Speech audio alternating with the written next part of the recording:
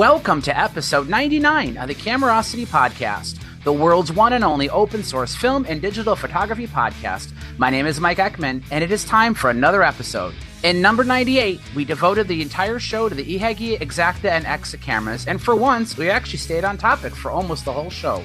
We covered a lot of history, some gas, and as always, answered some questions. For tonight's episode, we realized that we've jumped from topic to topic these past few shows without being able to share with you what we've been up to. So we did not post the join link, but some of you joined anyway. We'll skip the normal introductions and just say hi to everyone. How's everybody doing? Hello. Hello. Hey. Not everybody talk at once. This one's supposed to be easy to edit. We're all too polite. So we have all 5 hosts for the first time in a couple episodes. We're all here. Even though Paul tried to escape to Sanibel Island recently, I shouldn't say recently, 2 years ago, devastated by hurricane, but they kind of been rebuilding? Yeah, 2 years ago. 2 years ago? So how is it looking now? It's about 50%. The condo we're in is right on the Gulf, and the water got into the first, the parking areas are under the building, and there's a first, second, and third floor. Well, the water got into the first floor, but there was a lot of wind damage on the second and third floors too. But the one we're in is they've done a good job on it. It's very nice. I'm curious, Paul, are you still seeing blue tarps down there? Yeah, a lot of blue tarps and a lot of chain fence, a lot of do not cross this lines. I mean, there are a lot of places that high-rise buildings are gone. I mean, just totally taken away. Paul and I met Doug Willoughby a couple times at the Cincinnati camera show. Paul, you guys connected first, right? Like, how did you guys meet? I bought from the people in Galveston. I got a couple of brand new in the box Nikon F4s. Anthony, I sold one to Anthony. He got it, it didn't work. So he sent it back to me, and Doug wound up buying that, and Doug fixed it. So tell Doug, do you recall what you had a short end or something? Yeah, those four Nikon F4s have a tendency to get shorts against the circuit board against the body. So that was what happened with it. And then after I fixed it, I communicated with you. I told you I was still having trouble with it. There's a little trick that you should know about the 4s, because I've now run across on 3 F4s, and that is the shutter lockup button seems to come back. The lever that locks the mirror up, excuse me, not the shutter, the mirror lockup button, it sticks just a little bit off center, and that's enough to trigger the limit switch that's there. And so it won't focus correctly if that's the case. So there's actually 2 problems with the F4s.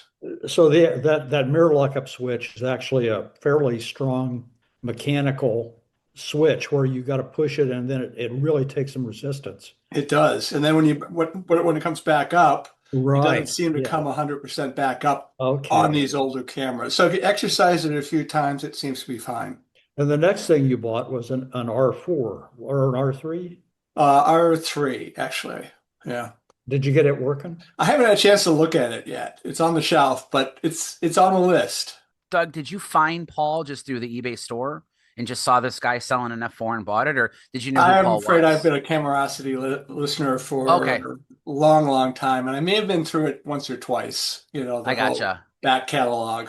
Okay, so you're a fan of the show, and then you heard us talking about it, contacted Paul. Okay, that makes sense. I'm always curious to find out people who don't know us and then find Paul through eBay or me or something like that. But you knew us through the show already, which is seriously, everybody knows Paul anyway. Everybody knows. Paul Rival is my new name. That's great.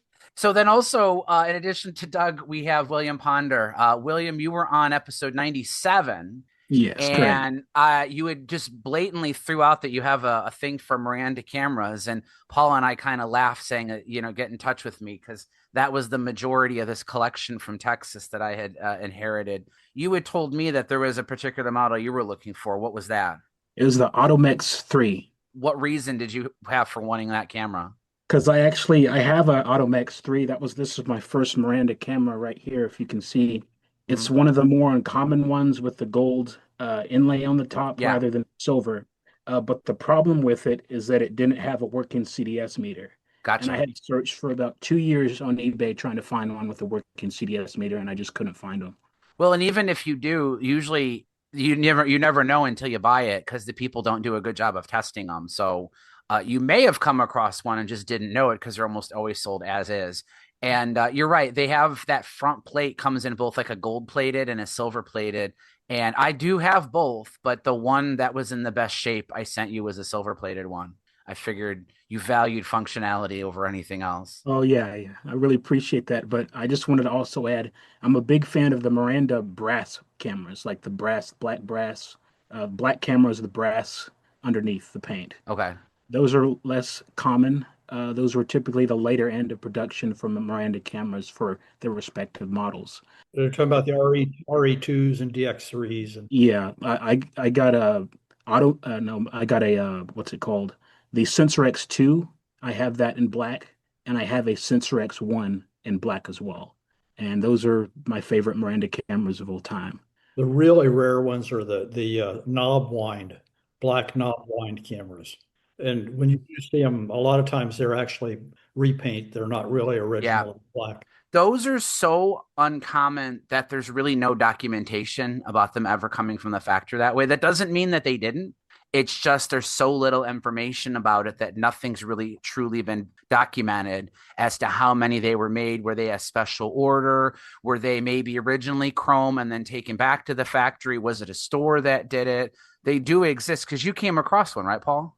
Yeah, I can't remember who it was. Maybe it was Ira. So Yeah, somebody had one recently, and I think we came to the conclusion that it was definitely a repaint. probably. This is a Miranda Sensor X2 in black with brass. Yeah, that's an AI. Is that an AIC? Yes, this is AIC, and this is my favorite Miranda camera. It's built like a tank, and the brass is showing. It's really, really nice looking. That's a good looking camera. Which model is it? It's a Miranda Sensor X2. A Sensor X2. Okay. Yeah. Right. I can't see they're underneath the A on Miranda, but yeah. That's a Well, really William, good looking camera. I like Yeah. that. That comes from the era, though, where it's really hit or miss in terms of quality. The Sensor X1 was kind of like the tipping point. That's not to say, I mean, obviously, William, yours works, but they get even harder and harder to find in working condition the later you go, ending with the DX3, which I have never in my life found a DX3 that works. I've at different points in time had 9 of them, and absolutely none of them worked properly. So as they went by, the quality did suffer, and it can be harder to find one. But the earlier models, the Automex series, and then like what I call the alphabets, the A, B, C, D, even the F and the G's generally work pretty well. when William mentioned the Automex 3, I Googled it to see if I could refresh my memory. Clicked on the very first link that came up, and it was actually a pretty decent review. Turned out it was Theo's review on photothinking.com. Wait, you theoed it? I Theo'd it unintentionally. Yeah. We got to have a new verb for another Camerosity host. So tell us, what were your thoughts on the Automex 3, Theo? Look, I really liked it. I did struggle with it a little bit, and I couldn't figure out what the hell was going on with it because it seemed to meter, it seemed to work, everything seemed to be fine. But I was getting some really low contrast results and some light leaks and so on. As it turned out, the Soligo lens was actually missing a screw, and I hadn't noticed it, one of those little tiny screws. And just that movement alone was allowing some light in, and it was throwing the whole thing in. It took me a whole bunch of rolls of film to figure out what was going on there. But the camera itself, I loved using it. It's a great camera. It's not many people go down the Miranda route, and it's a shame because the earlier models seem to be really nice cameras to use. And that's been something that I've kind of been happy about with this collection. I mean, I don't want to say giving them away because I'm not giving them away, but I mean, I'm making sure these cameras get into the hands of people who are curious or interested in them. And I was so happy that William got to have his. I sent a Miranda B to Alyssa Chirello recently, and she posted about it on her website, how she's been having some health struggles and hasn't had a chance to use it. But she had a picture of herself holding the camera, and she'd never seen one before. And when she finally got it, she was just like in awe of how gorgeous some of those earlier Mirandas are, especially with the chrome lenses. So I sent the link to her article to the gentleman who these cameras used to belong to.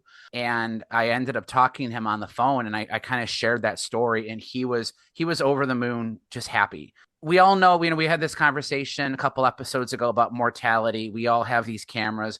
We really don't own these things. We're really more like custodians of them. And at some point, they're probably going to wind up in someone else's shelf. But he was really pleased to see how the cameras that he collected over the years and appreciated and adored, they're starting to kind of spread out.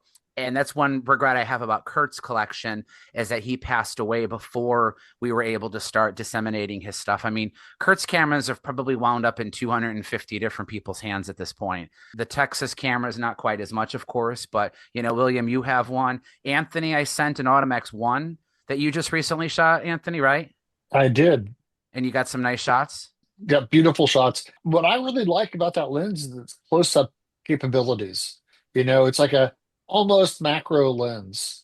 Yeah, it goes on like 12 inches or 15 or something, maybe? Yeah, it's about 12 inches. 12 inches, yeah. And for close-up work, it is just a gorgeous lens. It's got gorgeous out of focus areas. And for me, it's always fun to shoot cameras that are that stylish. Interesting enough, I equate it with that grill on the front to what we, us non-American people see as American cars. The big grills, and it's actually quite interesting in that respect. The lenses themselves, I mean, Anthony, the macro aside, the actual rendering's beautiful. Once I figured out that screw issue, and the actual solid gold lenses, solid gold were on top of their game at that point, because those lenses were really nice. Oh yeah, I wanted to actually comment on that based on my research, like the 5 cm 1.9, like the earlier ones on the Automex and the Automex 1, that's allegedly a Kawa Prominar lens, Goss. Yeah, a lot of the early solid gold lenses are actually made by Kawa. And Mike, did you have a Kawa that was an M44? I have. It's actually on this camera right now. So this is a black Miranda C. This is not a repaint. This is an original black-bodied Miranda C. But the lens originally wasn't on this body when I came across it, but I mounted it because I think it looks really well. But this is a Solidor 55mm f1.8, and the serial number literally begins with a K. So I looked it up, and sure enough, when you see the early Solidor lenses, this one dates to about like 1958. So maybe even a little bit older than that. I found very, very little information about it. It has 12 blades in the diaphragm. They have almost like a golden color. The lens is extremely heavy, very solidly built. I need to find, I've just been busy. I haven't had a chance to, but I really want to adapt this to digital and see what kind of images I can get on my Nikon Z5 or perhaps my Sony Alpha. Cause I mean, the lens just looks really nice. I think of like Tomioka, like a Tomanon kind of like feel to it, like those earlier Yashica lenses. A lot of early Mirandas came with Zuno lenses. Like you actually could get some Kowa lenses that literally say Prominar. I do have a couple of those too. But even a lot of the Solidor branded lenses are still made by Kowa. Whoever was making all of them, they generally use very, very good companies that could create optically excellent lenses. Theo, I'm curious, have you ever shot the Ansco Mark M? No, I have not. It's another one that looks like a cross between an American car and a German shortwave radio. Oh, wow. Okay, now I'm very interested. It's a really freaky, fun, and crazy well-made camera. I think Mike may be dicking one out as he walked away from the camera. Yeah, that's a little box. Oh, wow. The front is like gold anodized with like ribs in it, and then it's kind of convex. Okay. Now I'm very interested. What is it on the back? Is that the frame counter on the back door? Yeah, and it looks like a speedometer. Does it get AM and FM, or is it just strictly It's got this flip up meter, like there's a little door that covers it. This kind of metal foil. Like we talked about the Agfa Optima Parrot has that kind of chrome foil body covering. I've got that. I don't know if it's the same material, but it looks very, very similar. It's kind of hard to tell on the camera. I have a good review of this camera. And the shutter release is like a chevron on the front. Yeah, it's got a little, like a diamond kind of, I guess. Oh, yeah. Kind of see that? I will say this, though, Anthony. This has one of the worst film advances, though. It's the lever is like cuts into your finger, and it's very tight. But this is a Ricoh camera. Even though this one doesn't say it, they actually have a Ricoh version of it called the 999. Is it Ira or Novak that has a Novak. 999? Novak Yeah. does. It's a beautiful camera. Interchangeable lenses. They made 4 lenses for it. There's 250 primes, a fast and a slow. There's a wide angle and a telephoto. Yeah, I've got 3 of the 4. Yeah, you probably just don't have the 2.8 is my guess. Yeah. So that's interchangeable. Yeah. Yeah. And then when you look through the viewfinder, there's 3 sets of frame lines. The telephoto is red, the standard is white, and the wide angle is green. And it matches a ring that's on the outside of the lens. So just somehow, in case you forget, you put the red lens on and then you use the red frame lines inside the viewfinder. So that's another camera that, although made by a Japanese company, was made specifically for the American market. And while Mirandas weren't made specifically for the American market, an overwhelming majority of their distribution was here. I don't honestly even think a lot of Mirandas were even marketed in Japan. They were mostly created for export. I don't know why. I was an AIC dealer, Allied Impex and Allied Interstate, but I can't remember what else they had. They sold Soligor lenses, Soligor digital light meters, which were made by somebody else too. But I can't remember what else they had, what else they imported into the US. That might have been the only thing that they did were just Soligor and Miranda. I would think so. Yeah. If they did sell something else, I don't think it was another camera brand. Yeah. I don't think they had any, because a lot of times the importers at that time, Honeywell, Vivitar, Ehrenreich, they imported lots of different lines. They couldn't make it on just one item. But Miranda, I think that was their number one, the only thing they really brought in.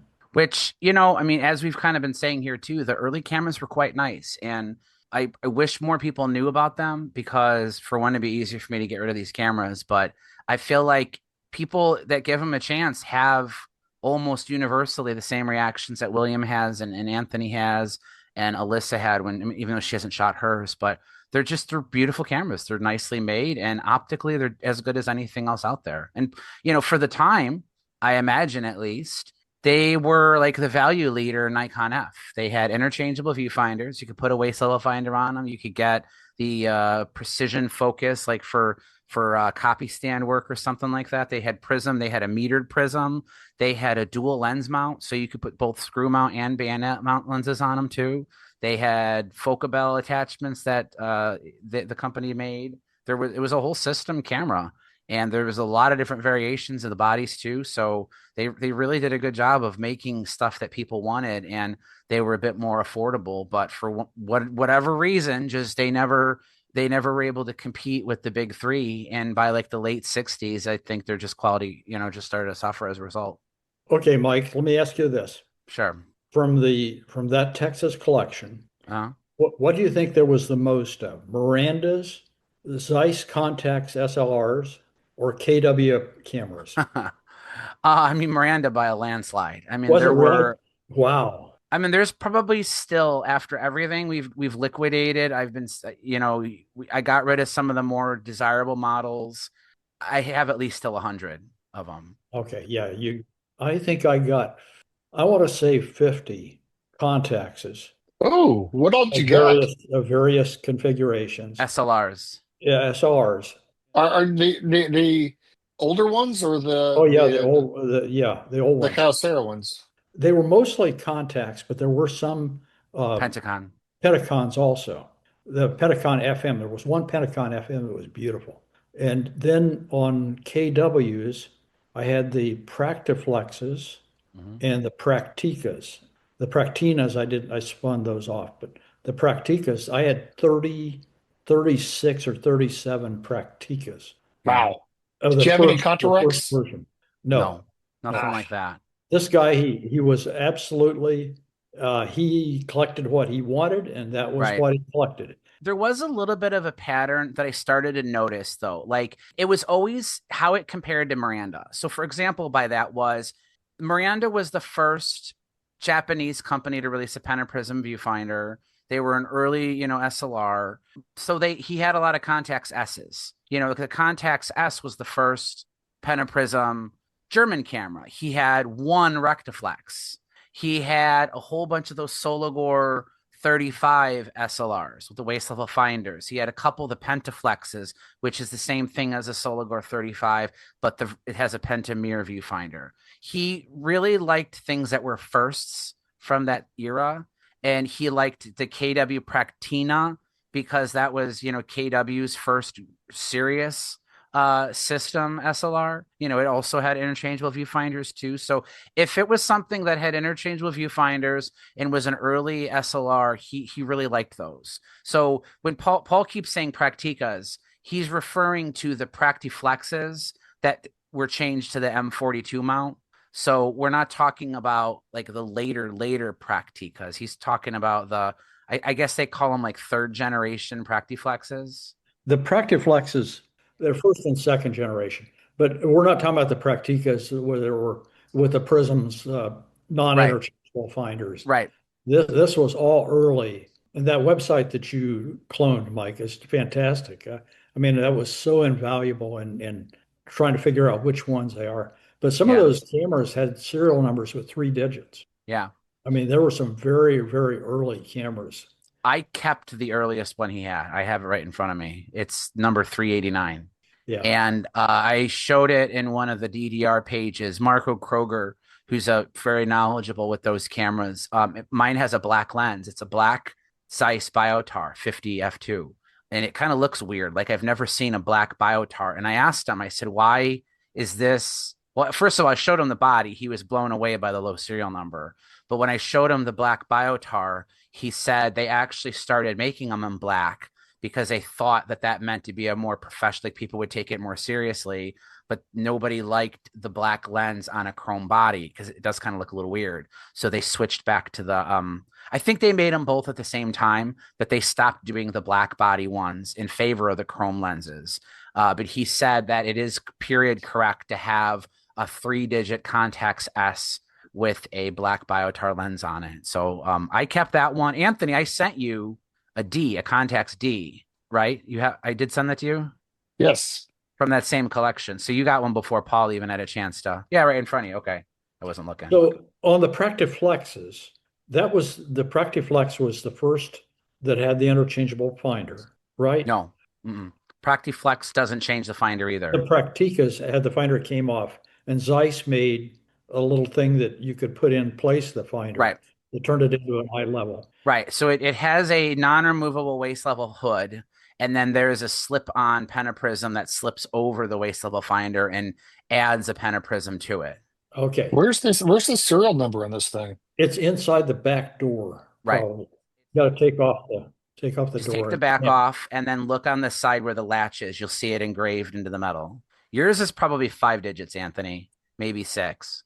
Doug, I'm curious. Have you ever worked on any of those? I haven't. I do have one that has actually been working for me, so I haven't had to tear it apart. I also have the waist level. I also have the eye level finder for it. Do you recall if it says Zeiss on it, or is it? Hold on a second. Let me look.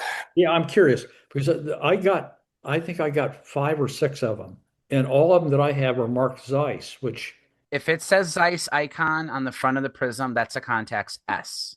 When they switched to the later models, they put the ornament tower. Some of them have the ornament tower and will say ZI below it, but it will not have the Zeiss-Ikon logo unless it's a Contax S. I got a question here with that. I actually have a Contax D. I could grab it that says Contax D Zeiss-Ikon VEB.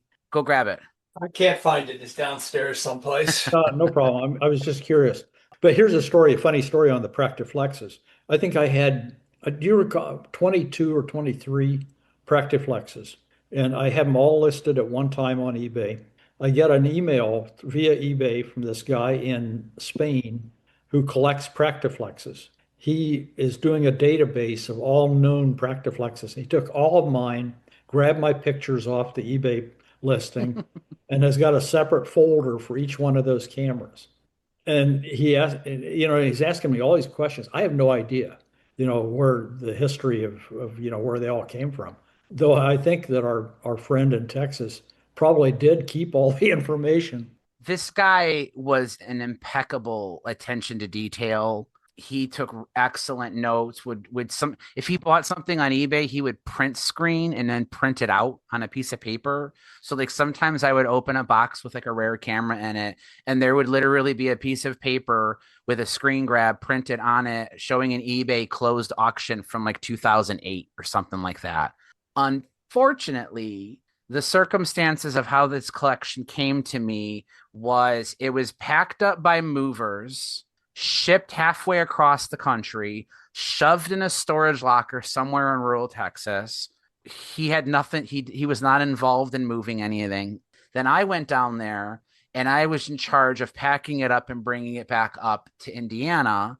And in order to do that, I had to consolidate stuff. So a combination of things sort of being haphazardly moved around. And then like I would open a big tote and there'd only be maybe 3 things in it, but the rest of it was empty. And, when you move a large collection of anything, cameras, whatever, space is at a premium. So sometimes we had to consolidate like 2 half empty totes into 1 full tote, and things kind of got moved around. And unfortunately, some of that documentation was separated from the cameras. So there probably was, Paul, at one time, paperwork for every one of those cameras and where they came from. But unless you have them in the box with the cameras, it's probably gone. Yeah, and when he did it, he put cameras in the totes, and on the totes, on the lid, he put blue tape with writing on it, says Contax D, repair. Right. Contax D, repairable. And some of them have been repaired and some of them haven't, but you don't know which is which. You don't know which is which, right? And you can fire it, and all I can say when I go to list one is shutter fires.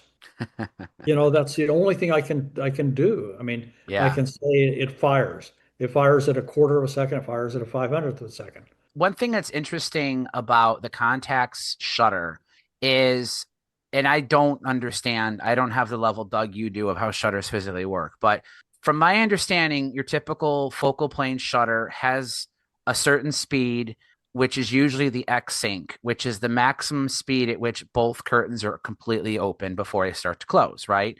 Anything faster than that, the second curtain starts to close before the first curtain is finished opening. And then that keeps happening all the way up to the fastest speed, and you basically have a slit going from one side to the other, right? Okay, I can see you Perfect. Nodding. Yep. I haven't effed it up yet. When you go to the slower speeds, though, there's a governor which is slowing that second curtain down. So the first curtain opens, and then there's a delay mechanism before it releases the second curtain, causing it to slow. Right? You're still nodding yes. Yep, okay, that is correct. The slow speed escapement doesn't come into play until you're using any of those speeds. My understanding of the Contax shutter is that slow speed escapement is being used all the time, no matter if it's needed or not. So if you fire a Contax SLR, even at a fast speed, and you press the shutter release, when you lift the pressure off the button, you still hear the ticking. And the reason for that is that the escapement still has to complete like a 360-degree circle or something, whether you're using it or not. And there's the whole Germans will use 12 parts to do a job that 6 parts is needed is kind of adept at this. We were talking in the last episode at how complicated some of the Exaktas 66s were, and they probably had a really good reason for it. I don't know what that reason is. For somebody who maybe has experience repairing older SLRs, like maybe a Nikon or maybe even the Praktica, the KW Prakticas, they're not the same thing. The Zeiss-Ikon Contax SLRs had a notoriously complicated shutter that was doing things that your typical focal plane shutter doesn't do. Now you got me interested. Does anyone have one that I can get a hold of? I'd really love to Paul does. Oh yeah, I can send you a camera. Anthony, do you have your Contax D there with where you are? Fire the shutter on it if you could, so we can hear it. This is Mike. I'm going to play for you the sounds of both a Contax S with a serial number from 1949 and a much later Pentacon FM from about 8 or 9 years later. In both cases, the cameras are set to a 1-second shutter speed. I wind them up and fire both twice. You can hear that the sounds of the shutters are very different between the two cameras. The Contax S's shutter is a bit noisier, whereas the FM shutter is a little bit quieter. But in the FM, when I fire the shutter release, you can hear 2 distinct sounds from the mirror lifting and the first curtain opening.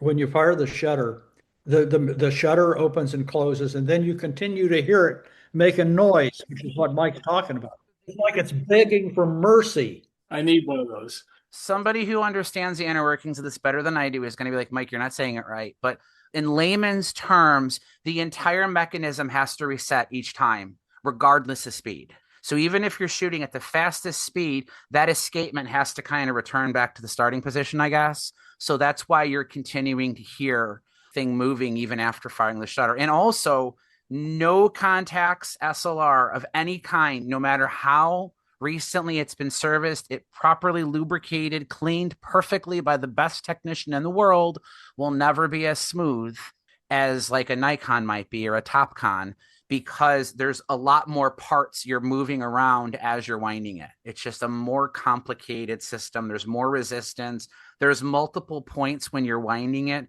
where you can kind of feel something else is moving now. And that's totally normal. It doesn't mean that it's broken.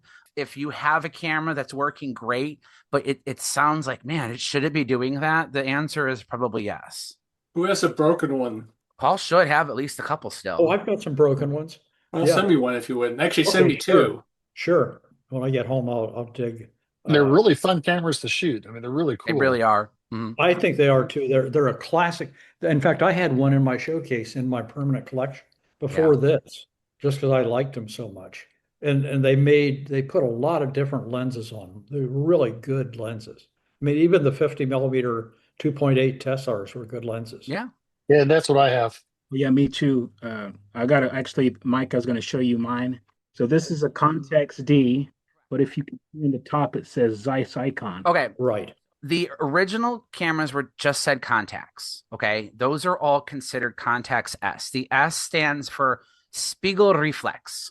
Get someone who speaks German to say it the proper way. Spiegelreflex is just like SLR, right? So the Contax S, the S is short for SLR.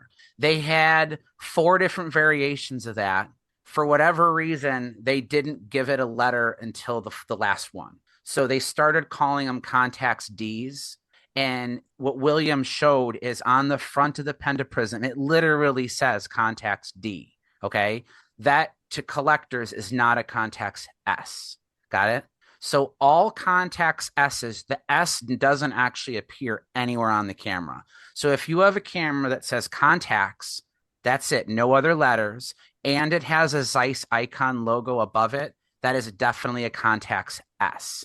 If it says Contax D, like what yours does, William, and it says Zeiss-Ikon, all that means is you have an earlier Contax D. The overwhelming majority of Contax Ds, and then eventually they had other ones like the F and the FM and stuff. Those will always have either the Ernemann Tower, or some of them will say like have the Ernemann Tower with the letter ZI on it. But they eventually, after I'm going to guess 53, maybe 54, they stopped using the Zeiss-Ikon logo because it was basically still part of Penticon. Yeah, Does that make sense? The lawsuit. Right. So you'll find these cameras that will also say Penticon on them. And all that means it's the exact same camera. But what Paul's talking about, the lawsuit, after the war, Zeiss-Ikon in West Germany, Oberkochen, wanted to retain ownership of the Zeiss-Ikon name, but the Soviet-controlled East German government said, no, Zeiss-Ikon is interesting. We have rights to it. They couldn't come to a complete ownership. Both countries claimed ownership of the name. The agreement that they had was East Germany was still allowed to use the Zeiss-Ikon name and Zeiss-Ikon trademarks like the name Contax, but only on things sold in East Germany. If they wanted something to be sold for export, they had to change the name. So that's why you see Contax SLRs that are called Penticons. Those were the cameras sold outside of East Germany. Not necessarily. I was going to say that would be pentaprism Contax. Right, exactly. Where you get Penticon. Right. Penticons, like if it looks like a Contax SLR, but it says Penticon, all that means is that it's an export model. That's it. There's no difference. There's a model called the FM that's really easy to tell because when you look through the viewfinder, it has a split image focusing aid, which is really nice. And by the way, VEB is just the same thing in German as incorporated. It's just it means it's a German company that made it. I can't remember exactly what the words are in German, but it doesn't really have any significance to the model itself. I don't have it handy, but they made a version with a light meter, an uncoupled light meter that's on top of the prism. So sometimes you can find these cameras with a big honking meter on top. There were other export versions of the camera called Hexacon, Console, Consol. There's one or two other ones too that I can't remember too. So you can And find sometimes when you get one of those cameras, all it is a plate that is right, glued to riveted the on. top of the camera. Mm. You take it off and it says Zeiss-Ikon or Contax or whatever it is under that plate. Yeah, it'll usually be scratched off, but the original engraving will be there. The Contax FB. It's got a FB, big prism yes. on top of it. Yep. I have one of those too. So it's uncoupled. I think I have a Pentagon FB also. Yeah. So they made a bunch of these. The best site to go to if you have a Contax or Pentacon or even the Praktiflex, it's good for that too, is Mike's Praktica collection. The URL is literally praktica-collector.de. And it's kind of an old website. It's not the most user-friendly. Some of the information is like physically cut off. But for the most part, he has almost every single variant. He even has like that brown Praktiflex that you were talking about in the last episode, Paul. Yeah. He's got a ton of information about it. It's still a very good resource for helping people identify all the different variations of Contax, Pentacons, Praktiflexes. It really helped me because he had pictures of them. Yeah. And so there are differences. I mean, you can get on the Prakticas, especially, he will say a Praktica 1 version 3. Right. So it's still a Praktica 1, but it's a third variation of the camera. Right. And it's not the same as a variation as number 2 and number 1, or it won't be the same as number 4. So it's really handy. Another thing that's worth mentioning too is, we have the internet today. Like we have sites like mine and Theo's as great resources for some of this information. But back in probably the 80s, it seems like is when this kind of started. Even with Bob Rotoloni writing the first Nikon rangefinder book, there was this movement for camera collectors to start documenting things. So like there's a book by Richard Hummel, which is often cited as a good resource. Bob's book is a good resource. Peter Deckert's Canon rangefinder book is a great resource. There were a ton of books being written in the 80s and 90s where they attempted to identify all these unique models, sort of like version 1 to, the Exakta site that I talked about on the last episode tries to have version 1.1, 1.2, 1.3. Sometimes you'll see these numbers that are just arbitrarily made up to uniquely identify them. None of those were used by the original manufacturer. Those are things applied by collectors today that we still sometimes cite. So you may say, oh, I have a Hummel 88 Contax S. That's just something an author made up. It doesn't mean that Zeiss-Ikon ever called it that, because a lot of times, especially when you're talking about early versions of any camera, we've talked about Nikon rangefinders, how there were tons of subtle variations in like the material that the curtains are made out of. That doesn't mean it's a different model. It's just that while they were making it, they sourced that part from somebody else. But for collectors today, they could uniquely go, oh, well, that's the kind with the horizontal threads versus the vertical threads. And that doesn't mean anything to the manufacturer, but to collectors it does. Yeah, it's interesting because some of the models, some of his notes on these cameras was be black plastic tab on top. Mm-hmm. What does that mean? I mean, it just means that's the version that had a black plastic tab and other versions didn't have. There was a whole box and I actually still have it. One of these days I'm going to go through it, but it's actual like typed on a old school mechanical typewriter, correspondence with other Miranda collectors from like the 80s and 90s where these guys are, I found this model with the tab that's black and it's normally chrome, or this one has striations which go in one direction versus the other direction. And they would take like actual 35 millimeter film pictures of their cameras, develop them, and then send them in the mail to these other collectors to show them off. And if someone was writing a book, like that's where my guess is McKeown's first couple guides, people were probably mailing him 35 millimeter prints of pictures that they were taking of their old, now we do it with smartphones and digital pictures, but back in the 80s and 90s, they were mailing over the world envelopes full of pictures. And I have a whole box of this stuff. And, it's probably interesting, but it's probably stuff that you could easily find online today. But that stuff didn't exist. It wasn't written anywhere back then. These were the first guys coming up with this stuff. And like, I think that that's immensely cool. It's just, there gets to be a point where it's like, I can't keep this stuff, as neat as it might be. And for how many years of this guy's life he put into identifying this stuff, I have a ton of respect for the effort that went into it, but there's just no place for it in today's world, really. Mike, can I take things in a different direction about another crazy obsessive collector? Yeah. Hey, Theo, what are you taking to Japan? I'm actually taking the Mamiya 7 and the M2. Oh, you knew really? he was going to say that. That's like 3 episodes without saying that. Yes. So that's I've settled on that, and I'm pretty much practicing with those cameras now just to make sure they become second nature again. Because obviously I jump from camera to camera, so I just want to make sure that I'm using them consistently leading up to the trip. But they're the 2 cameras I've settled on. I may throw the little Nikon AF600, which I have right here with me, which is a brilliant little compact camera as well. It's a 28mm lens. And I think Hamish from 35mmC was actually saying that they actually rehouse these lenses into like an M mount from the broken ones because it is so good. And so far, the results on this have been fantastic. But Anthony, I know where you were heading with this because you can probably see it in the background here as well. And it's actually quite funny because we did talk about Doug's SWC there before. But this is a camera I've just purchased from Paul.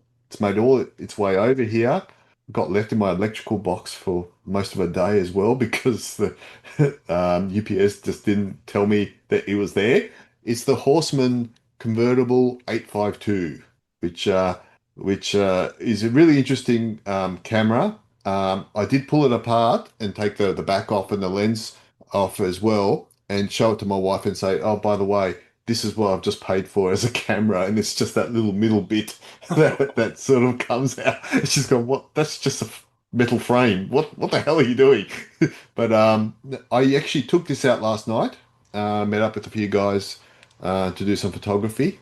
I shout out to Bill too, who helped me work out how to load it for the first time and gave me a spool because I obviously forgot to take a spool first time I was using it. But it's actually an interesting way that you actually insert the film on the back there.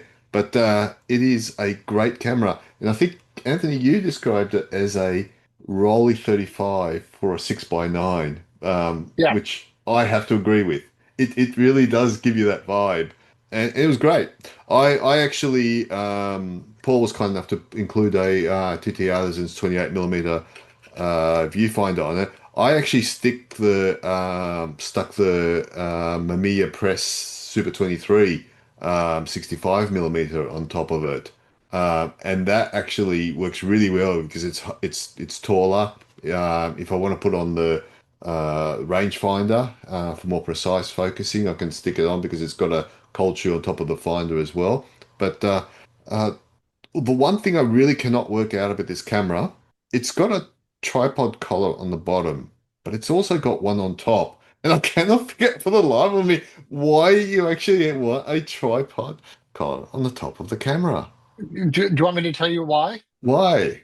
It's because there are 2 different backs that will actually fit. One's got the winder on the top and one's got the winder on the bottom.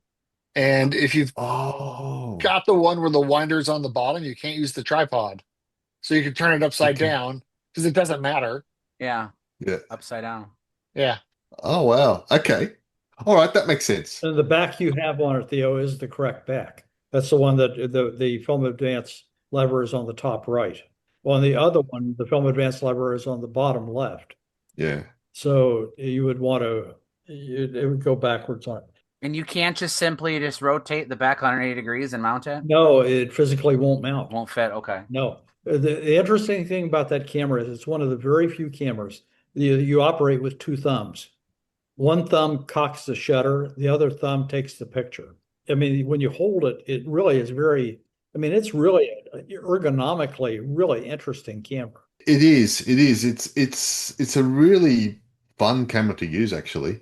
I think I put 10 rolls through that one. I mean, I really like shooting with it. I've just got probably 15 6x9 cameras that all work, and I just didn't need another 6x9 camera. But that's a really fun camera. That physical camera, that exact one you're holding, I loaned it to Anthony. Anthony sent it back to Paul. Paul sent it to Theo. We screwed up and we should have sent it to Steven. Yeah, it should have gone by So Canada. four of the hosts of this show have had that camera in their possession at one point. I guess we could actually say that this is a Camerosity endorsed camera. There you go. Well, Yeah. Yeah. it's such a shame that as a project that it didn't fulfill its potential as a convertible, that it doesn't have more lenses, that Yeah. it doesn't have more accessories, because it's such a cool idea. It's like you say, the actual camera itself is that little metal frame that's like a half inch wide. And it could have had so many cool things with that system, and it just never caught on. The sales numbers had to have been miserable for that camera. Anthony, don't you still have a Horseman field camera, don't you? Yeah, I've got a monorail that's just like in a giant crate that I just don't have a lens for. Which one did you have, Stephen? I had one of the three-digit number ones. I don't know if it was a 980 or I want to say 670, but I'm not sure that's actually correct. It predated the VHR. 960, 970, 980 were those. Those were excellent cameras. Yeah, so maybe a 960. And it was this crazy camera that would fold up into a clamshell and you'd drop the front bed down. You had a technical camera that had front movements, it had back movements, it had a ground glass you could put on it, but it also had a viewfinder and a coupled rangefinder. So you could use this camera, and I did actually handheld focused it with the rangefinder, fired it with a flash, and used it as a press type camera. I used it at some events, or throw it on a tripod and use it as a very technical view style camera. So it was a really remarkably complex device. Yeah, that was the VH series, the VH Horsemans. There was some really neat stuff with it that they would color code various things. So because the lenses were interchangeable, they had little stops on the bed that were color coded to match the color code on the lens boards that you would flip out so that you could bring the lens to the correct distance for infinity focus. And there were physical cams you would have to interchange in the bed, and those were also marked and color coded to match with your lenses. So it was kind of that same sort of thing we were talking about earlier of if you've got the yellow lens, then you flip up the yellow stops and you put in the yellow rangefinder key, and that's how you would set the camera up. I do have one Horseman camera, at least a Horseman branded camera. This is called the Super or Stereo Horseman 3D. It's literally an X-Pan, but it shoots stereo. Wow. Could you shoot? I mean, did you have to shoot stereo? Yes. It isn't changeable to a full frame. No. When you look through the viewfinder, it still has the X-Pan viewfinder. It just has smaller frame lines in it. So they did very little to this. That you can't take the lens off, so it's a permanently mounted stereo lens. The film compartment is physically modified for stereo, so there's no option to go back to normal size. But other than that, it's exactly the same. Well, shouldn't say exactly the same. The other difference is this one works. I wish the X-Pan that we had would work, and this one didn't, but unfortunately, and honestly, this is probably the less common camera. I was gonna say that's got to be incredibly rare. I've never heard of that in my life, and I love stereo cameras. I don't know if Fujifilm made that for Horseman or if Horseman just bought the bodies and then modified them themselves, which was the kind of thing that Horseman would have done at that stage. That's Yeah, my I guess. looked at it. I did research that, Stephen, and I can't honestly can't remember what the answer is. But there was a joint venture between Fuji and Topcon on that camera at some point. But it's got, I mean, the two lenses are just 35 or 38 millimeter f2.8 lenses. They're stereo linked. I mean, you could focus them, you can change the aperture. It's got the same range of shutter speeds that the X-Pan would have had. And otherwise, it's the same camera. So Theo, let me give you my two-part cautionary travel camera story. I just got back from Mexico City last week, and I was so excited to wander the streets of Mexico City and take photos. And so I packed 3 cameras. I took my Voigtlander Precaro 2 for taking 6x6. So I love that camera for a travel camera. I took my Olympus XA4, which is the wide angle version of the XA, also an excellent travel companion. And then just to sort of switch things up, I took my Pentax MX and I took a modern Pentax 50 millimeter 1.4. I took the 100 millimeter F4 Heliar, which is sort of like a macro portrait lens. I also took the weird M42 mount 17 millimeter fisheye. And I, of course, took 12 rolls of film and didn't think about the fact that I was only going to be there for 4 days. That's the worst is when you bring a camera or a bunch of rolls of film and you start them on a vacation and don't finish them. It's like, And I was like struggling to shoot the Precaro because it was just so easy to pocket the XA and have the MX around my neck. And I really do love that MX. It's a really, it's one of my favorite, full manual SLRs. It's tiny. I like the way the metering and the f-stop appear in the finder, and it takes pretty much every lens that Pentax has ever made. Some of the most modern films or modern lenses that only have electronic aperture control don't work on it. But other than that, if it has an aperture ring and manual focus capability, you can mount that on that body. And I got great photos out of all 3, but I swear I ran 1 roll of film through the Precaro, 2 rolls of film through the XA, and 2 rolls of film through the MX. So 5 rolls of film. So I felt like an idiot for slumping an extra 10 rolls of film there and back. I was like forcing myself to shoot. I was literally, it's like, oh, there's another doorway. I'll take a picture of it. My usual hit rate on travel is about 2 rolls a day. So I usually plan for that. And it does mean that I sometimes go a little bit under that, but I don't come back with too much.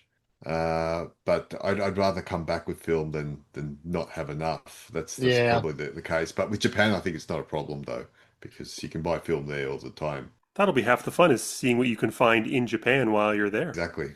Part 2 of my travel was that I was so exhausted on that last day, and our flight out, we had to reserve an Uber to be at our apartment at like 4:20 in the morning, and I got to bed at like 1 o'clock, and I had like 3 shots left on a roll of Vision 3 500 T and the XA, and I had literally 2 exposures left on the Precaro on the 120 roll, and I left them in the camera.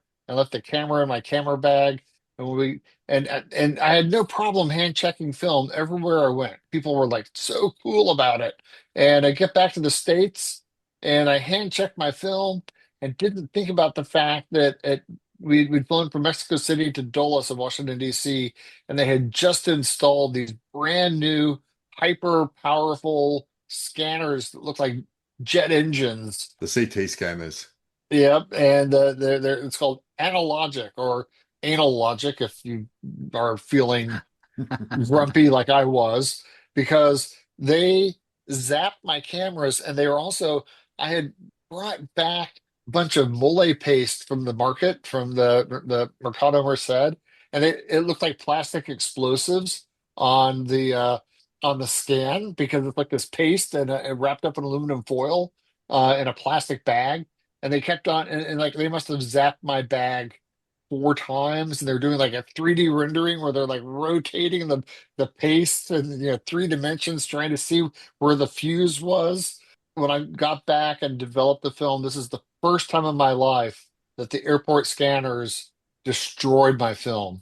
On the 120 film, there were just random light bands and dark bands that, like, sometimes they'd be canting to the left and sometimes they'd be canting to the right.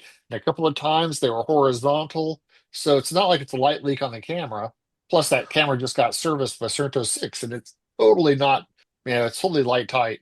And I ended up salvaging 2 frames. The first frame and the last frame Oh, were both salvageable, mainly with Photoshop and dehaze filter on Photoshop. Was able to salvage those two frames. On the 500T, which of course, because that was double X that was in the Precaro, 500T in the roll, and it just came out blank. I mean, literally, you could hold it up to the light and you could see like a latent image was there, That sucks. but the rest of the roll was just freaking blank. And I co-developed it with a roll of 250D that came out absolutely perfect. So I know it wasn't a chemical issue, it wasn't a development issue. That I had mixed up brand new rim jet remover, worked perfectly. Yeah, I treated those two rolls identically. The one came out 100% perfect. The one that went through the scanner, toast. Wasn't it a popular accessory, Paul? You probably sold these in your store. They were like supposed bags you could put film in if you were traveling, and they were supposed to block X-ray machines. They worked film shield bags. They were lead bags, lead line bags. What I heard though was although they do technically block the X-rays at like the default setting, that when the operators would see one, all they would do is just crank the machine up even higher, and that would end up ruining. Later on, that was true. Okay. For about the first maybe 15 years they were available, they were fine. I mean, they would Okay. the machines couldn't hurt them. I mean, there was no way the machine could get enough juice going to do it. I see. So that doesn't mean they wouldn't stop you and inspect it, Right. but they couldn't damage it. But when they finally got to ASA 1000 film, and then the scanners became more powerful, then they would just turn the juice up. Right. And then they would just defeat you. You were almost better off not having the bag. No, you were absolutely. And SEMA made a little thing. It was really cool. It was a tube that had a cap on both ends of it, and the tube held 4 rolls of film that was outside the canister. So you could show somebody. You could go up and say, "Here's my film," and so you'd have a tube with 4 rolls of film in it. I And see. it's easy to get it in and out. So those were a lot easier than a film shield bag later on. The final resolution though with mine was they ended up unpacking my bag anyway, and they get to the mole paste, and the guy holds it up and he looks at me and he goes, "Can you swear that this is of no danger to the United States of America?" You had a pinky promise? Not what I'm cooking. They just took your word for it? Yeah. He goes, "Okay," and he shoved it back in and on my way. But yeah, they hammered they must have zapped my bag with the Yeah. camera 3, 4 times with that new, and the thing literally looks like a half of a jet engine sliced in half and put on a conveyor belt.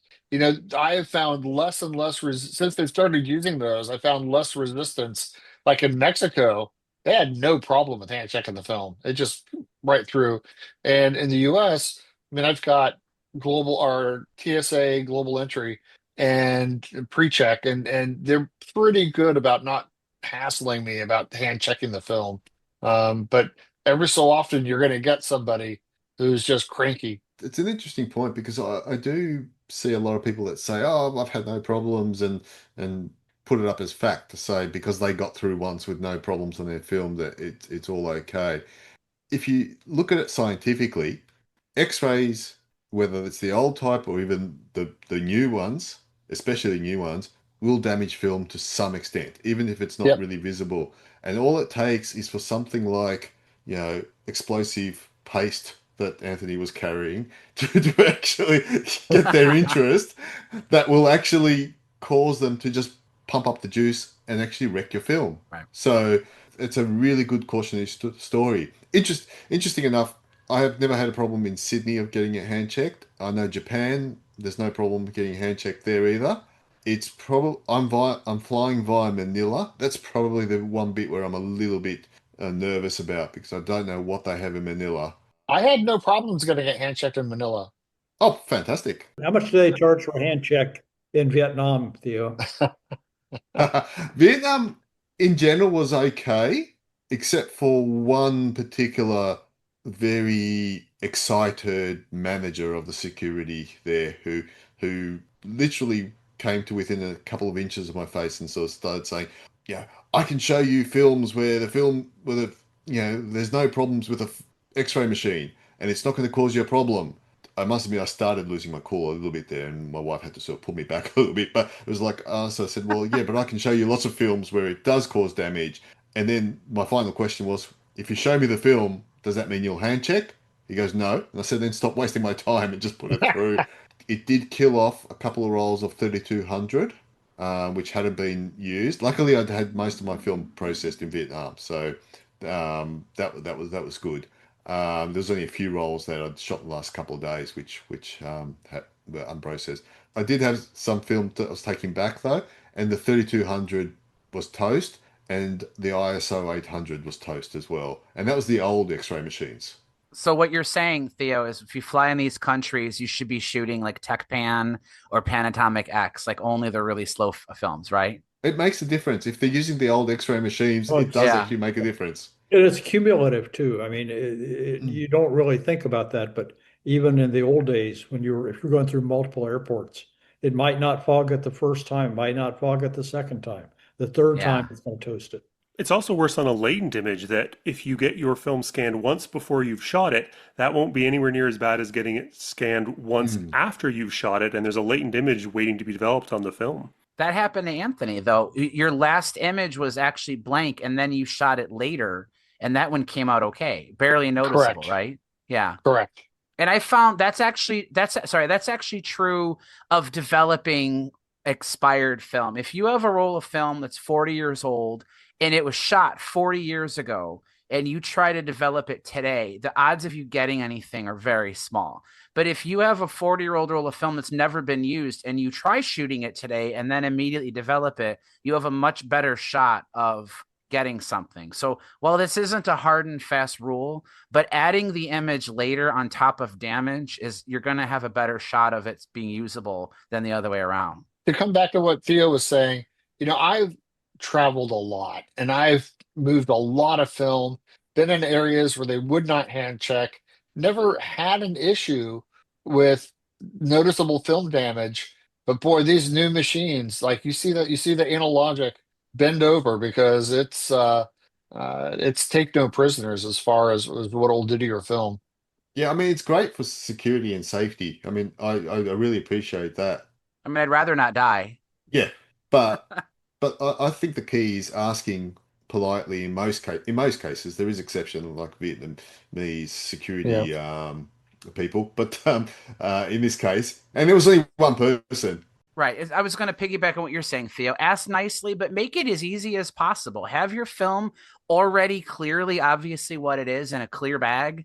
If you have it in your backpack and you want that to be hand checked, make it something you can easily grab out and just Mm, hold it in front of them and say, can you please hand check this? Whereas if they have to dig for it, or it's like buried in the crevices of a camera bag and you're on the counter when everybody's waiting behind you and you're trying to dig it out, they're more likely going to be like, no, just put it through. So, plan ahead, be nice, be polite, not confrontational, have it in a nice, easy to see bag that you could just literally show them. They may just be like, yeah, sure, no problem. I know that that's film. I mean, these people see everything. We think, okay, how often do they see people shooting film these days? They probably see it more often than you realize.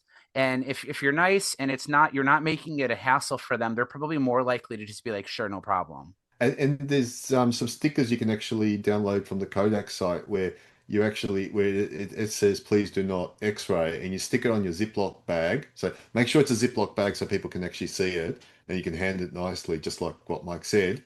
But this helps because everybody identifies the Kodak symbol, and straight away, it clicks to them. Oh, this is film. Nice and easy. They don't have to look inside the bag even to see what it is, and then they'll take it. And then in most cases, they'll open it up and do a bomb swab on it and so on, and then you're good to go. The new X-ray machines are for the convenience of the majority of travelers, and that is that Mm, they can now send liquids through the machine. You're allowed to carry on liquids onto the aircraft because it's gone through that scanner.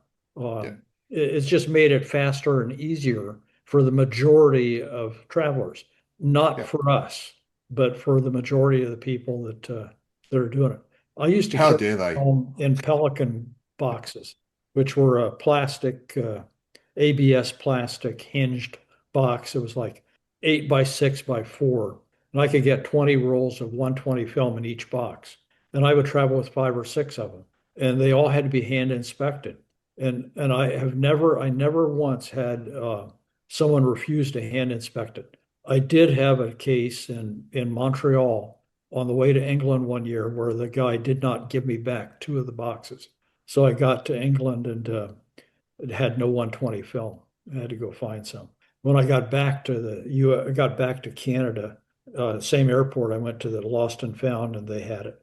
So I was able to get the film, but it was a pain in the ass. For those of you who travel a lot, Theo, you mentioned earlier how you like to put your cameras, test them thoroughly before you travel. So this question is either for Theo or Paul, Anthony, any of you guys. Do you bring with you like a camera first aid kit filled with like spare batteries, spare spools, like simple tools in case you need to extract roll the film while you're out traveling, or do you not do that?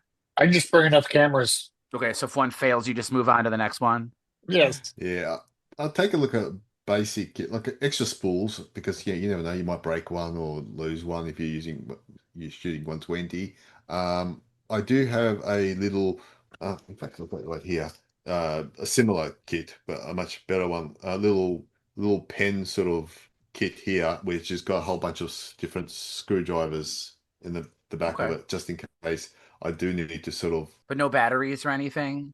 Batteries, yes. I mean, you should travel with the right batteries to have a spare set of batteries. That AF600, what kind of battery does that use? A button cell? 123, I think. A lithium battery then. Yeah. Because that's I think, even harder to find if you're traveling, right? So I normally take a couple of batteries spare because I don't want to be searching for batteries unless they're double A's, unless they're using double A's or something like that, which you can get anywhere. I actually go through and put fresh batteries in like the day before we leave. Yes. So, I learned that lesson kind of the hard way. Instead of traveling with spare batteries, I just make sure that there's a fresh battery in before I leave. Yeah, I believe in redundancy. I carry extras of everything. I repaired a Hasselblad with a Swiss Army knife once in Norway. You should have prepared it in Sweden. You were one country over. All right. Well, I was just wondering, because I don't travel nearly as much as you guys do. And I do kind of Anthony's method. I just bring enough cameras where if one fails, I just go, oh, well, and I just move on to the next one. But I've often thought like maybe I really should have a tiny little first aid kit and have like some spare batteries in there. I don't know what I'd use it for, but I've had that happen before. I've broken something off, or I needed help extracting something out of a camera when I was visiting somebody. What about Stephen? You travel more with digital type cameras with rechargeable batteries and so on. What do you take? Well, I was actually pretty disappointed because the last time I went to a European country, I have a box full of standardized cables that hook up to chargers that have European plugs or British plugs. And these are things that I've bought cameras. They happen to come with these other charging cords. And I saved them all so that I was ready to go. I'd have my charger with I forget the IEC code for the plug on it. But then to go to that country's power supply.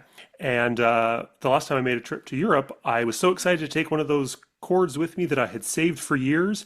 And wouldn't you know it, I never drained the battery once. So I never had to recharge it, never had to use the cord.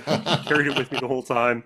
So that was a little bit much. That's actually quite interesting. I very rarely end up having to change batteries, especially when I do what Anthony said, is put fresh ones up front. And the only exception being the Nikon F4 in the heart of Kenya, where you're shooting motor drive all the time with wildlife, and that takes 8 AA batteries at a time, and I would be purchasing lithium versions back then too, so I can swap them over. But yeah, I feel with you, Stephen, there. You prepare and then you don't use any of it. One of my favorite features of the Nikon Z5, and I know this is becoming more and more common, is that you can charge the camera just using a USB-C cable. It's a slow charge. If you have a cell phone that uses that cord, my son, if he travels, he's got his Nintendo Switch. I usually have a pair of Bluetooth headphones, and all of them use USB-C plugs. So I'm usually good about bringing 1 or 2 good chargers. And if I want to recharge my Z5, I can just plug it into my cell phone charger and charge it right up. The thing for me, I spent a while working with cinema cameras, the early digital ones, that you'd have a battery that would run the camera for 20 minutes and take an hour to recharge. And so we were constantly running low on power, and it was a constant fight to just charge the batteries up to 80% because it would take about as long to get to 80% as it would to get to 100%. So we'd be constantly cycling a battery off, putting it on a charger. When it reached 80%, you'd pull it off so you could put another one on and not waste the time getting it up to 100, and fighting all the time to just have enough power available. So I became pretty obsessed with charging batteries through my professional work. And it meant that when I'm at home, if my partner walks away from her cell phone for 20 minutes, I'm plugging it into charge because I don't want it to die. And I've become obsessed with batteries. I don't even want to buy like a cordless electric lawnmower that uses a battery, because I just know that storing it at the optimum level to let it last long term through the winter and then keeping it charged through the summer, it would just take up so much of my sort of time and attention thinking about it and worrying about it, that my obsession with batteries is never going to leave me. Do you know about trickle chargers? For cars? Oh yeah. But you can't trickle charge lithium ion batteries. So No, they really don't like that. NiCads are okay, but So, Stephen, when I was on a documentary project for Discovery Channel to document the wreck of the Britannic, which is the sister ship of the Titanic that sank off the island of Kea in Greece. And we put together this international dive exploration project. And we were shooting the early Panasonic high-def cameras that had P2 cards, and we had scooters because the wreck's at 500 feet deep. So we have these electronic scooters to pull us around underwater, and we're all using HMI underwater lighting, and they've got their packs. So at the end of every night, we'd have to run back in the hotel and try to charge all of these batteries for all these devices. And the poor hotel, they kept on breaking the breakers and putting the entire hotel into darkness. Every night it was like, can we plug in one more battery? Can we plug in one more There'd be this angry Greek innkeeper running after us, yelling at us, what are you doing again? I have done things like I've climbed on top of a car in a parking garage, my own car, to reach an outlet up in the top of the parking garage to plug in an extension cord and charge. Or I've been in office buildings where there's some outlet I found somewhere that was probably used by the cleaning staff to power a vacuum cleaner. And I'll plug in there and sit by it until security comes and yells at me, just desperate to get power into batteries. Yeah. But there was one camera I wanted to sort of bring up that doesn't require any batteries at all. And this was because Mike had mentioned it and shown off his 2 episodes ago, and I didn't have mine ready to go then, and then I was traveling. So I wanted to show my Lego Creator retro camera, because I think several of the hosts might have some of those. But I've built mine a little differently. Can anyone who's got the video here? It's got a red dot.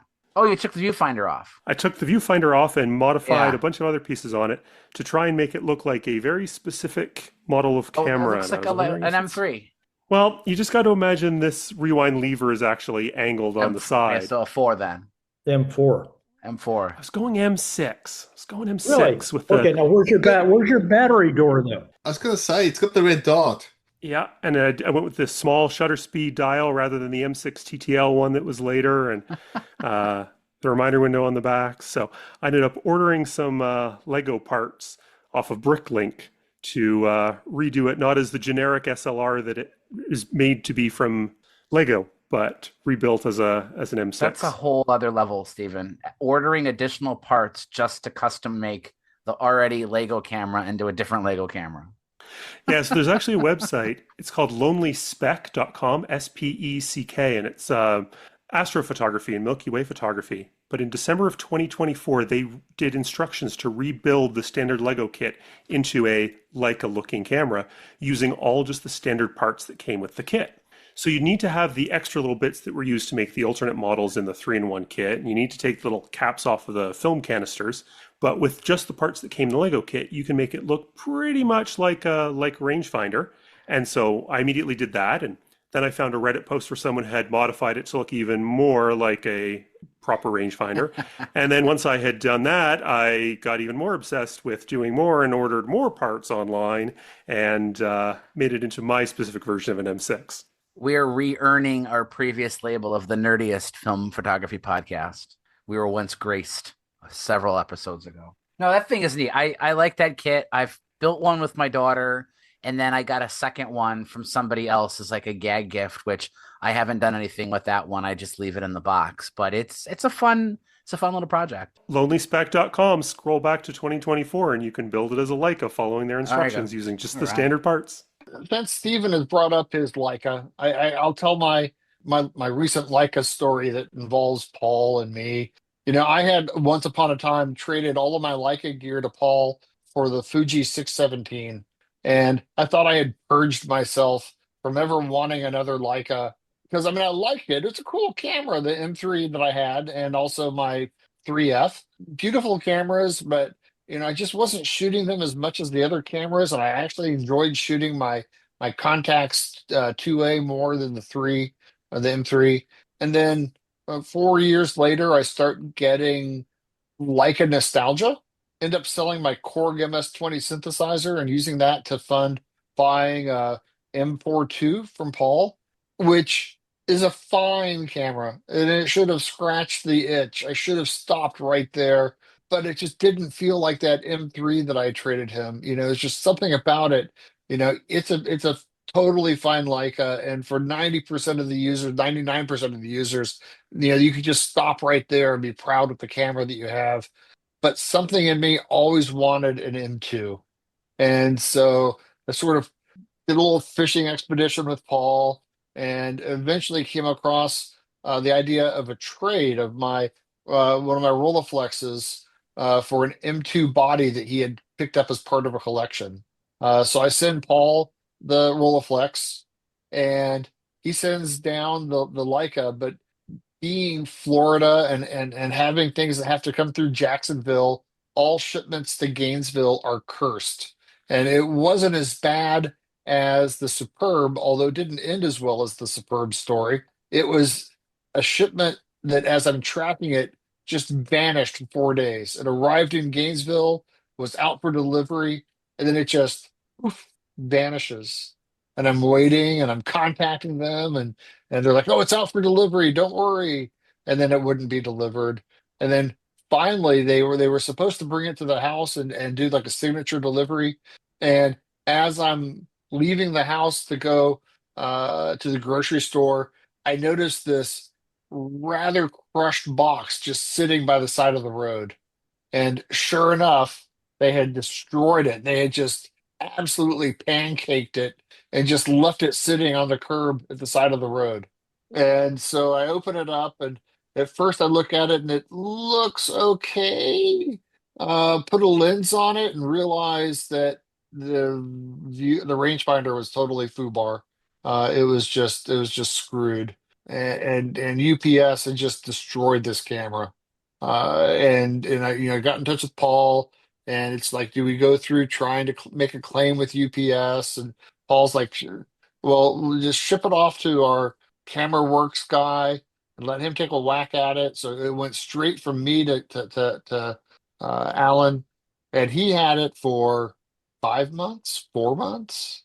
I'd say, I don't want to press you on it. I hate to put pressure on you, but have you looked at it? And he'd say, I just can't figure it out. And, then went another 2 months, and finally he got in touch with me and said, "I've got all the manuals. I can't figure it out. I'm just going to ship it back to you. I can't fix it." So it came back to me, back to Paul. Paul pulls his strings. And Paul, where did you send it off to? I sent it to Yuxin. Yuxin, he felt like it needed to be overhauled anyway. So he did a complete CLA on it, repaired the rangefinder, recovered it, and did it for 3 weeks or something. And so then it finally made its way back to me. So this is what, 6 months after this adventure began, and I finally have a working M2, and I'm happy. And at about the same time that you got the M2 back, I sold the Rolleiflex. Yeah. Everything worked out just right. What were you holding up, Doug? It's an M2, and this is the only Leica that I own that has I don't know if you can tell, it has a dark blue vulcanite Yeah, I Oh, can that's see it. nice. and it's actually very attractive. I'm kind of a purist, but I got to tell you, the blue, on the back, you can really Uh-huh. see against the Yeah. black. It really works against the silver too. Did you do the covering or was it from Hugo? No, actually, this one actually came this way. I have done coverings on Leicas, but usually I stick to the black. It's got me thinking. I've got a few M3s that are on the bench. I think I'm going to go with a dark green on one of them. Oh, that'd be nice. Hugo's coverings are really good, but I think you really got to stick with the leather. Don't go with Yeah. the recycled leather. You really want to go with the calf skin or some of the others. The recycled tends to shrink. Always used to fellow out in Japan. Akai's. Yeah, yeah. Akayashi. Yeah. Yeah. His stuff is really good. He isn't shipping into the US right now because of the shipping problem. And Morgan at Camera Leather in upstate New York also is a source, but he has not been, I think he's had some health problems. He hasn't been very reliable. I've gotten several kits from Morgan at Camera Leather, and I agree he can be a little bit hard to get a hold of, but his stuff was always excellent.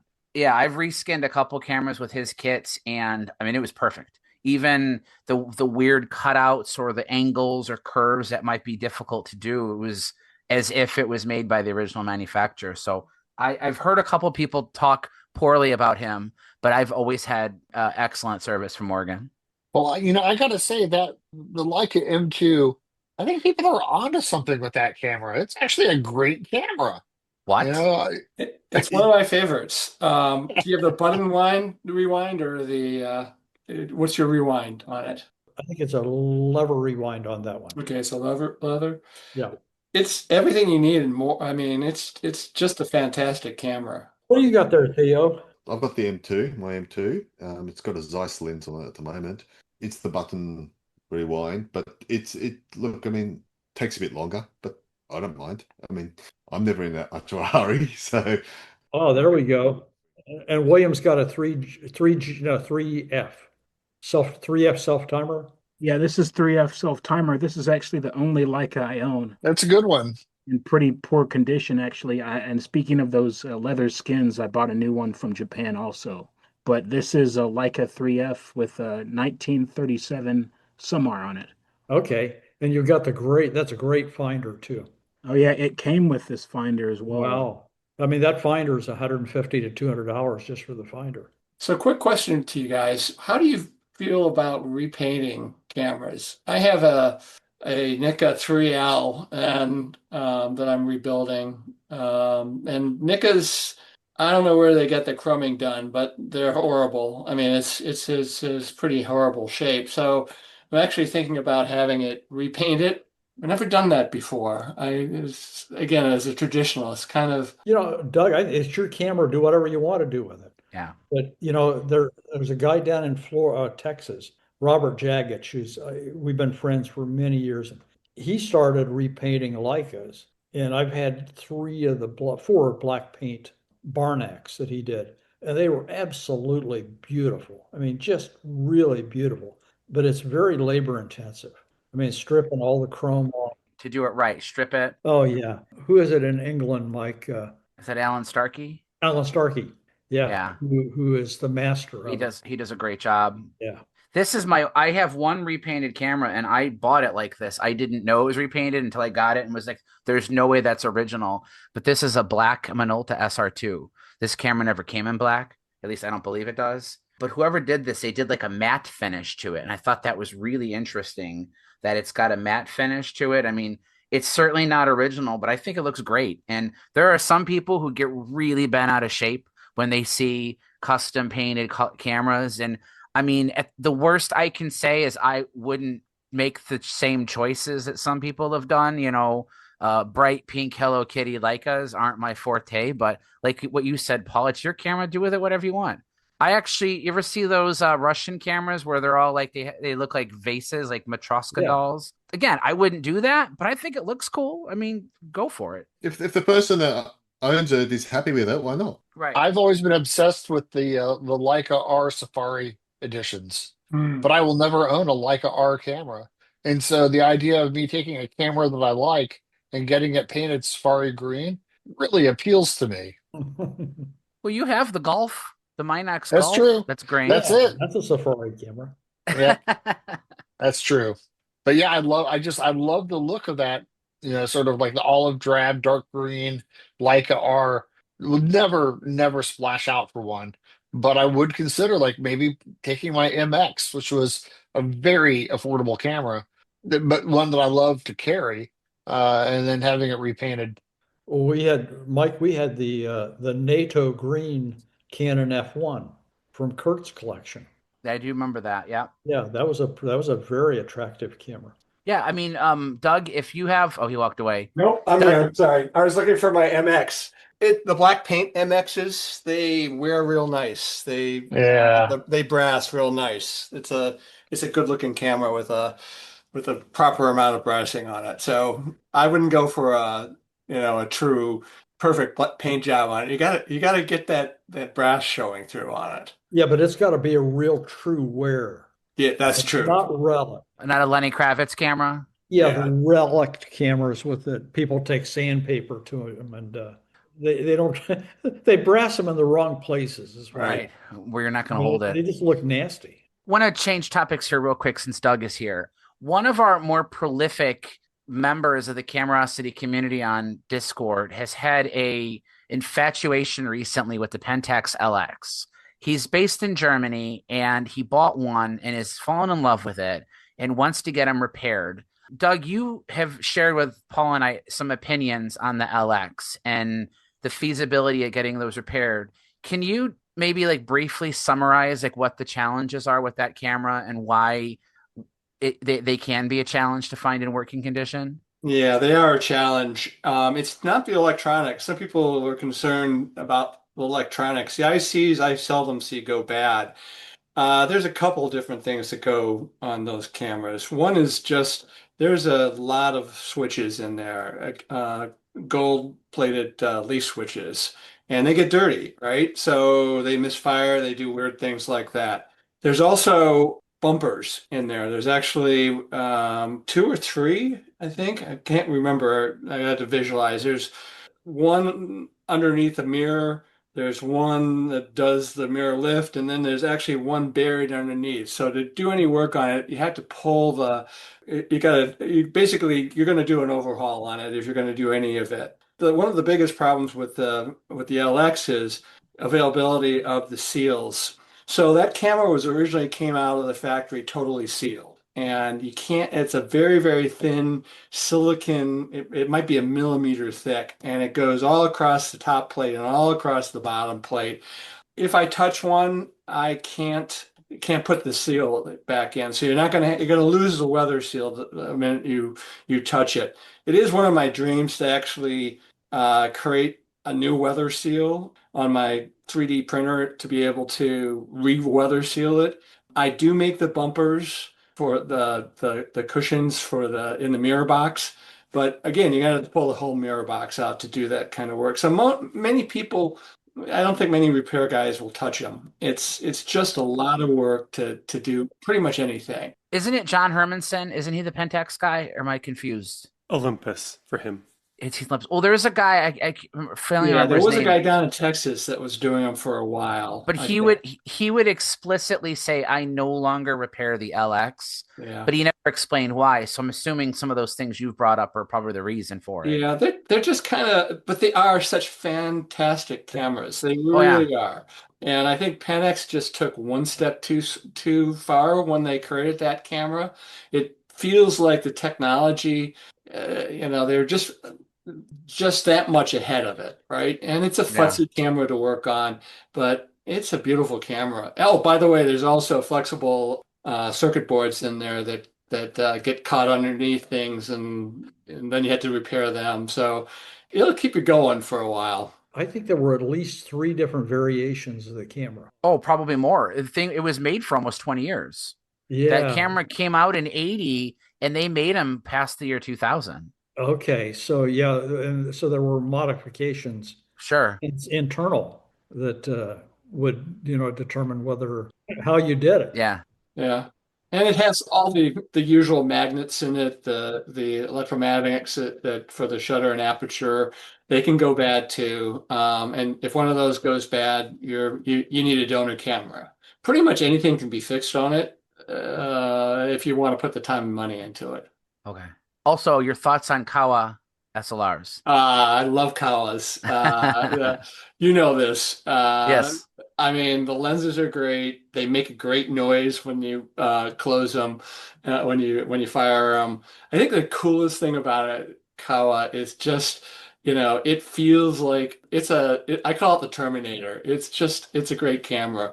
It does have its problems, and people are always concerned about. There's what I would call a widow's tooth that's used for winding, that if you let the camera get sticky, the grease, like all old grease, gets sticky, and you try to wind it, and it jams, and you try to wind past it, you can shear that tooth off. So, that's the big, on internet kind of chat boards, people are saying, oh, well, you got to be careful winding it. And that is true. But if you have it CLA'd, it's pretty good. Your Kawa actually had a couple of different problems on it. The mirror has a damper, a vacuum damper, a pressure damper, like for instance the Minolta XE11s have on it, right? They use a vacuum or a pressure to slow down the mirror. That gets sticky, and also the on the fire, it actually drives a set of gears that are used on the winding. It basically resets the winding gear to the same place. And what will often happen in the Kawa, and what happened to yours is if it gets stuck mid-cycle, it just latches up. It needs to be carefully. The lens needs to be removed, and everything needs to be pulled apart in order to get it to fire again. It's not a big deal. It's totally repairable, and it's well worth it. I mean, it's a great camera, and your specific camera looked like it had just come off the assembly line. But of course, that means it had been fired in a long time, so the grease was sticking on it. I could tell you it was fired 4 times because I did it. The 4 times you fired it. Yeah. Right. The 5th time is when it jammed, and like you described, it jammed mid-cycle. Yeah, that's another camera that's a little over-engineered. The firing cycle actually is an interaction between the lens and the camera body, more so even than a Hasselblad. And there's a lot of points in there, a lot of friction points. If the lens isn't on perfect, but it's well worth it. It's going to be a beautiful camera. I can't wait to hear what you have to say about it. Yeah.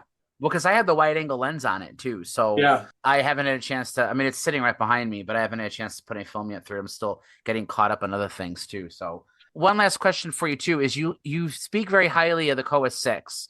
Yes. So that's the 6x6, but there's also the Praktiflex, the 127 SLR. And I've heard the opposite of that one, that's a horribly designed camera. Do you have any experience with that one? I have no experience with it. I have a couple of Kowa SLRs, the smaller guys. But okay. I have the 6, I have the 6mm. The only difference between the 6 and the 6mm is the 6mm has a lockup and a double exposure capability on it. And then I have the Super 66, which has the backs on it, the interchangeable backs. And if you want to get into light leak hell, the Kowa Super 66 is the camera for you. Because the back's like L-shaped, right? It is L-shaped, yeah. You have 2 surfaces that you could potentially have light leaks from. Well, you have no dark slide. Yeah, there's a dark slide too. But actually the dark slide is automatic on those cameras. Right, it's not a removable dark slide. Yeah. It automatically pops into place when it works. When it works. And again, if it gets old, I swear, whoever designed that camera originally must have had a stake in a light seal company, because that whole non-wind side, the right-hand side of the camera, is full of light seals. And then you have the light seals up that you would normally expect. And then on the 66, you have 3 or 4 sets of light seals on the backs. It's interesting to try to keep those cameras going. So we're getting close to needing to wind down here. William, did you start asking a question a minute ago?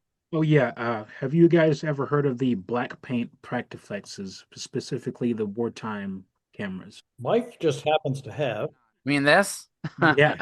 They made these supposedly because they didn't have the chrome for it. So they had to save the whatever process needed to electroplate these. They ended up just painting them with black enamel out of a lack of supply, is according to that website I mentioned earlier, Praktica Collector. But yes, I do have one right here. Yeah, that's only the second one I've seen. I know there was an eBay listing for one last month, and it had a wartime xenon lens on it. This one's got actually a Praktiflex and a Stigmat lens. So I don't know who makes this lens because I'm quite certain KW didn't make lenses, but maybe they did. I don't know. But the actual lens says literally on it Praktiflex and a Stigmat 5 cm f2.9. So probably branded for it. But yep, right there. Gorgeous. Is that like a chrome painted black or is it brass? It is brass with enamel. I mean, and I can see it's not going to show up on camera, but there is some spots where the enamel has chipped off, and you could see bare brass under it. Wow. So they did some kind of it's probably a type of paint, but I mean it seems well applied. I mean, I'm looking around, I'm not seeing really any oxidation on it. There's just a few chip marks on it here too, but these cameras, like I said, the reason they're black is because they ran out of supplies to chrome them. Has anybody else got any gas recently? Paul, did you sell any X's or Exaktas after the last show? I don't remember. I was so busy before I left, That's true. trying to get all that stuff. The only thing I sold recently was that super wide to Doug.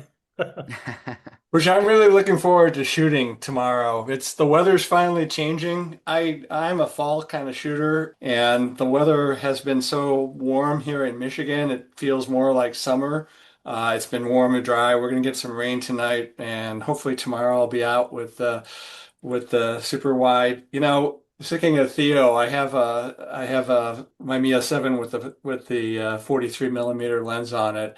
It's arguably a better super wide than the super wide is, but it doesn't force me to shoot differently. And I'm really looking forward to the super wide just to get the chance to shoot differently. Theo has a huge grin on his face right now. Yeah, no, it's the world's best camera. There's no doubt about it at all. I mean, Oh, I'm geez. with you, Theo. Oh man, There you stroking go, him. see? Just what we need, another Mamiya fanboy. Now you don't need to get a super wide though, Theo. You're because what you already have is better.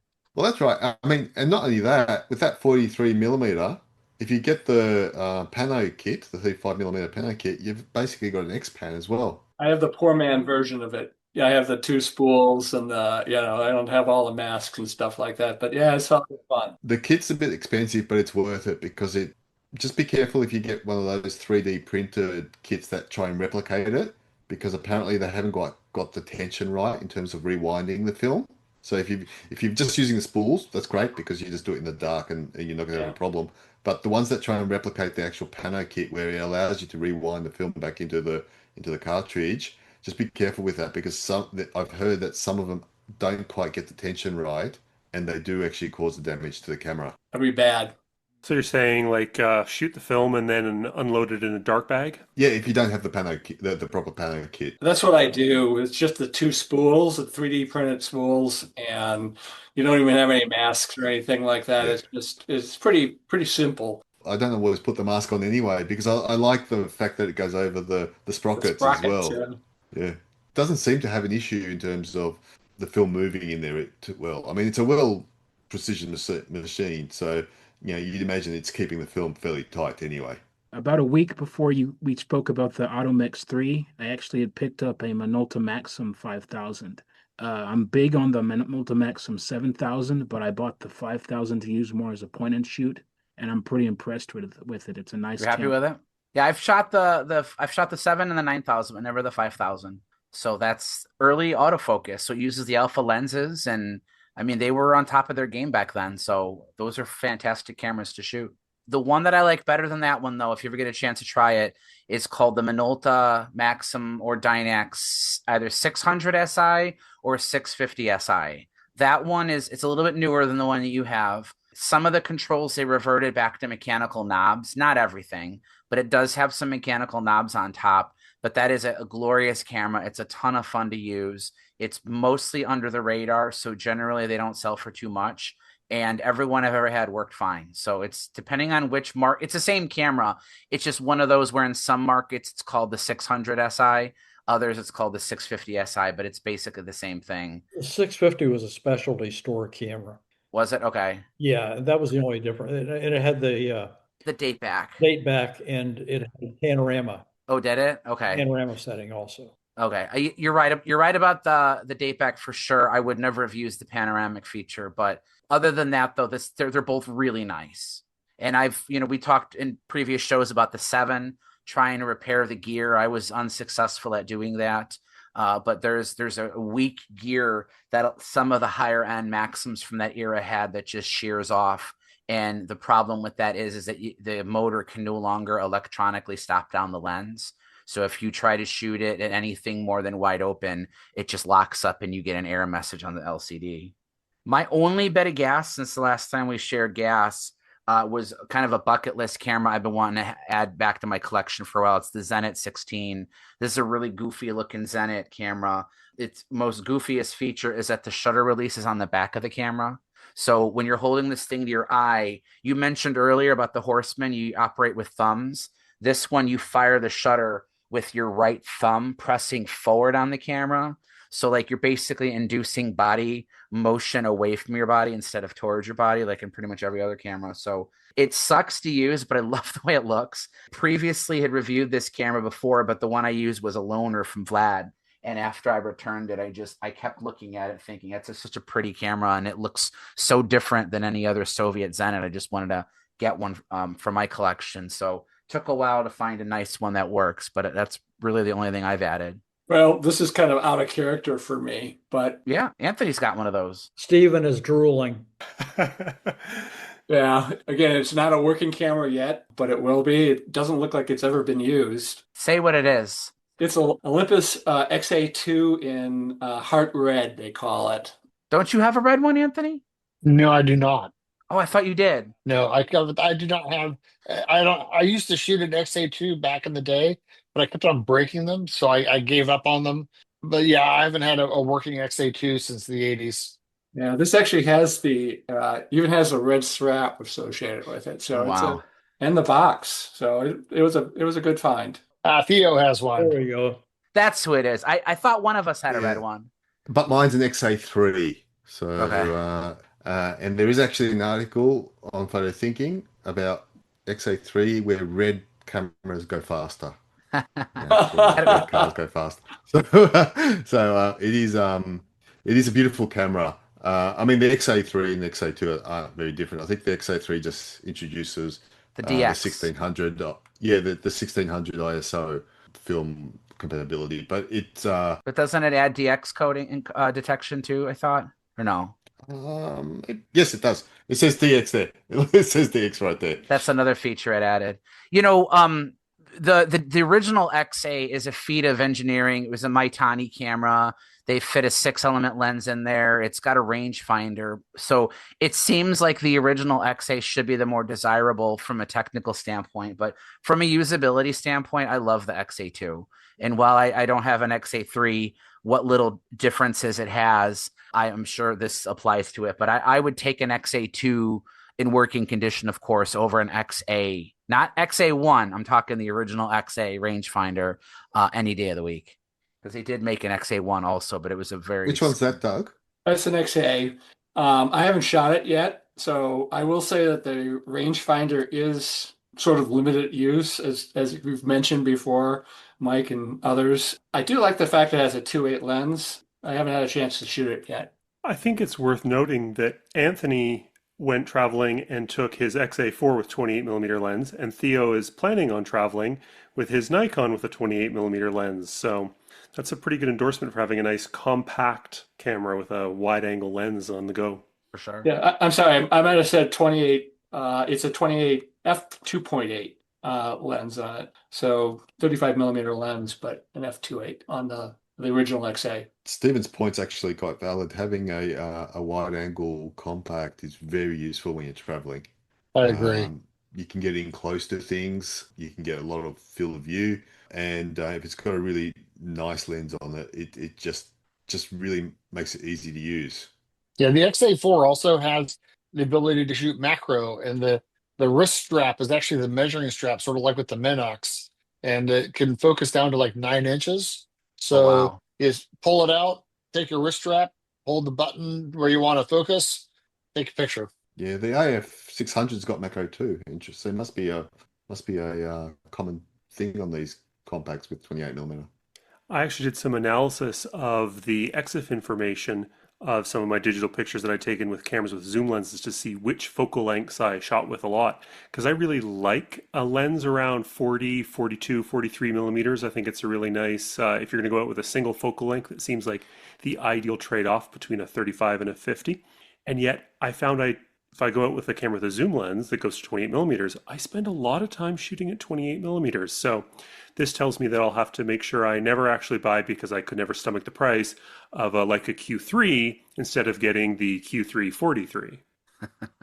Yeah, I've talked many times. I won't keep repeating myself, but 40 is my focal length. And yet, you got to join with all the other Camerosity hosts and make sure you've got a 28 millimeter option when you're traveling. Because I'm like you, I love that 40, but there's that Minolta P's, that Freedom Vista or whatever. It's the panoramic only camera that has a 24 millimeter lens on a 35 millimeter camera. And you can actually modify it and remove the mask and shoot full frame 24 millimeter if you so choose. And do the corners hold up on that? Probably not. But you get some nice vignetting anyway. It gives you an Instagram filter built in. My latest gas, I'll just quickly, is I bought a Panasonic AF100, which is a gigantic camcorder that takes micro four thirds lenses, just because I wanted the ridiculousness of putting a really tiny micro four thirds lens on it, or doing things like comparing it to the size of the smallest micro four thirds camera, the Olympus Air A01. And it also just occurred to me that the battery for this Panasonic Micro Four Thirds camcorder is actually bigger and heavier than an entire Micro Four Thirds camera. This is not even the lens. This is a Micro Four Thirds camera. This is the Olympus Air A01, which is a no viewfinder, one button, connects Wi-Fi to your phone camera. And they made this itty bitty little tiny camera. Oh my goodness. And so it looks like a white lens. It looks like maybe a 50 millimeter lens. But it's a self-contained camera too. Yep, it is a self-contained 16 megapixel sensor connected over Wi-Fi. It will give you live view, or you can even just shoot without it. And takes micro SD cards, has a built-in battery. That's cute. That's neat. Cute and tiny. So I think now that I've got such a tiny little camera, I'm going to put a gigantic lens on it. I'll put a tiny little lens on the Panasonic, and rather than actually taking pictures with them, I'll just take pictures of them, and that will amuse me. I guess we should get going. Thank you, Doug and William, for coming. We do these closed episodes just to allow us to get caught up on some of the things that we're doing. But of course, the next episode, drum roll, is going to be number 100. I can't say this enough. I am bewildered that we've made it this far. Something that was just so thrown together during the pandemic is something fun to do. We're coming up on triple digits. I am thrilled at how many of you guys have found the show through us and bought stuff from Paul and ended up becoming guests on the show too. It's been super cool. While episode 100 won't necessarily have a theme, I've been trying my best to contact some of our more memorable guests that we've had in the past and have them come on. So we'll just kind of see how successful I am and who able to come. We're going to have the join link publicly available.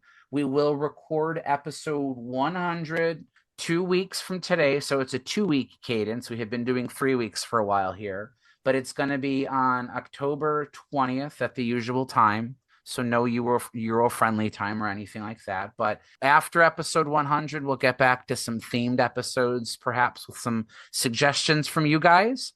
As always, the topics and discussions on the Camerosity Podcast are determined, influenced, and dictated by you all. Please share with us either through our official Facebook page, the Discord server, or the absolute most effective way to get us to talk about something in particular that you're curious about is just to simply show up to one of the recordings. The recording link is very easy to remember. It's join.camerositypodcast.com. And that's it for number 99. So thank you guys all for coming, and we'll see you in 2 weeks. Good night, everybody. Thank you. Good night. Good night. Good night, everybody. Bye, Brad.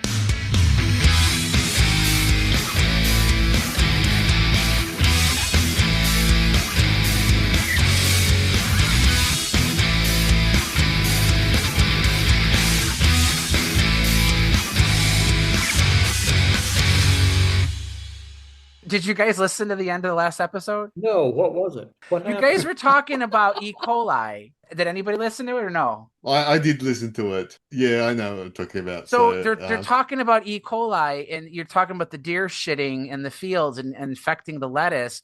I was egging Anthony on because I knew I wanted to get him to say Scatman, and you did that bibbidi bop dibbidi bop. So I actually got the real Scatman song, and I superimposed you singing over John Scatman.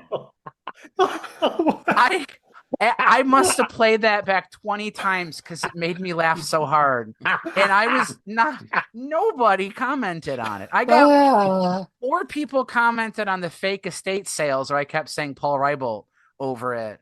And I thought for sure someone would laugh at this one, but no one said a thing. So That's funny. All right, I gotta go listen to it. I looped you singing over John Scatman. Considering I was the one that had the food poisoning, I must admit it probably hit a bit close to home. Too soon. Theo, because we were talking about you. It was after the show was done, and we were like, man, hope Theo's okay. You've had a bad, luck lately. And then we got into this whole tirade about food poisoning, and then they start talking about shit. And then Anthony said scat. And I believe me, I knew what that word meant. I wasn't, I was being dumb on purpose because I was trying to get him to say it again because I had ideas for how I can manipulate it. But it worked out so well. And I thought it was so funny.